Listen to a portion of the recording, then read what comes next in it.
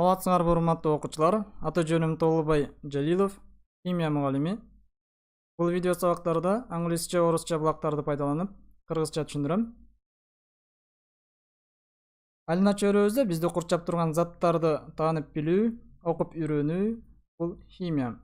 Заттардын курамын, түзүлүшүн жана алардын касиетин окутуп үйрөтүүчү илим. Жаратылышта заттар үч абалда кездешет. Solid – катуу, liquid – суюк, gas – газ абалында. Solid – катуу. Кандай заттар? Rigid – кыймылсыз. Fixed shape – туруктуу формага ээ. Fixed volume – туруктуу көлөмгө ээ болгон заттар. Мисалы үчүн стол, ручка жана башка ушул сыяктуу заттар. Liquid – суюк абалындагы заттар. Not rigid – кыймылдуу. No fixed shape – туруктуу формага ээ эмес. Fixed volume – туруктуу көлөмгө ээ болгон заттар. Мисалга суу, сүт жана башка ушул сыяктуу заттар. Газ – газ абалындагы заттар. Not rigid – кыймылдуу. No fixed shape – туруктуу формага ээ эмес. No fixed volume – туруктуу көлөмгө ээ эмес заттар. Мисалга аба, азот, кычкылтек жана башка ушул сыяктуу заттар. Phase change of matter – заттын фазалык өзгөрүүсү, алмашуусу. Бул катуу абалдан суюк, суюк абалдан газ абалына өтүү процесстери. Катуу абалдан газ абалына өтүү процесси sublimation деп аталат. Sublimation – сублимация. Ал эми газ абалынан катуу абалга өтүү процесси deposition деп аталат. Депозиция. Ал эми катуу абалдан суюк абалга өтүү процессине melting – эрүү.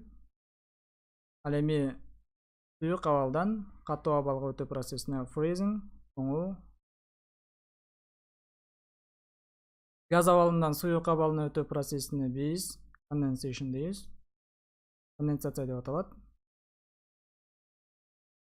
Суюк абалдан газ абалына өтүү процессине evaporation – ну. Эми заттардын физикалык жана химиялык касиеттери бар. Физикалык касиеттери булар заттардын өңү, жыты, эрүү температурасы, уулануу температурасы, массасы жана башка ушул сыяктуу касиеттери. Ал эми химиялык касиеттери болсо реакцияга кирүү жөндөмдүүлүгү, зат басууга туруштугу жана башка ушул сыяктуу касиеттери. Химиялык өзгөрүү жана физикалык өзгөрүүлөрдү жаратылышта көп байкайбыз. Химиялык өзгөрүү кандай? Бул бир же эки заттын биригип жаңы бир затты пайда кылуусу же болбосо башка бир касиеттеги затка өтүүсү. Буга мисал катары темирдин дат басуусун, ширеңкенин күйүүсүн жана башкаларды мисал келтирсек болот. Ал эми физикалык өзгөрүү бул эч кандай химиялык өзгөрүүгө учурабастан бир абалдан экинчи абалга өтүүсү. Мисалы үчүн стакандын сынуусу, отунду жаруу жана башка ушул сыяктуу мисалдарды келтирсек болот. Matter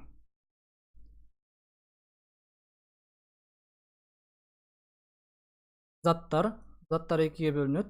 Жаратылышта эки түрдө кездешет. Pure substance – таза заттар. Pure substance – таза заттар. Mixture – аралашмалар. Таза заттар кандай заттар? Физикалык жол менен башка бир затка бөлүп алууга мүмкүн эмес болгон заттар бул таза заттар деп аталат. Мисалга алмаз, алтынды келтирсек болот.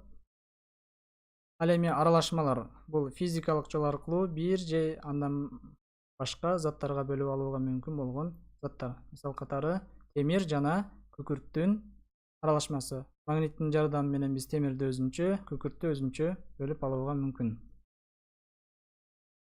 Таза заттар экиге бөлүнөт. Elements and compounds. Элементтер, compounds, бирикмелер. Элементтер химиялык жол аркылуу башка бир затка бөлүп алууга мүмкүн эмес болгон заттар бул элементтер деп аталат.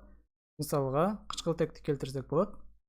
Кычкылтектен биз химиялык жол аркылуу башка бир затты бөлүп алууга такыр мүмкүн эмес. Ал эми compounds бирикмелер бир же андан ашык элементтерден туруп жаңы бир затты пайда кылган заттарга биз бирикмелер дейбиз. Мисал катары сууну, аммиакты, көмүр кычкыл газын келтирсек болот. Булардан биз сууну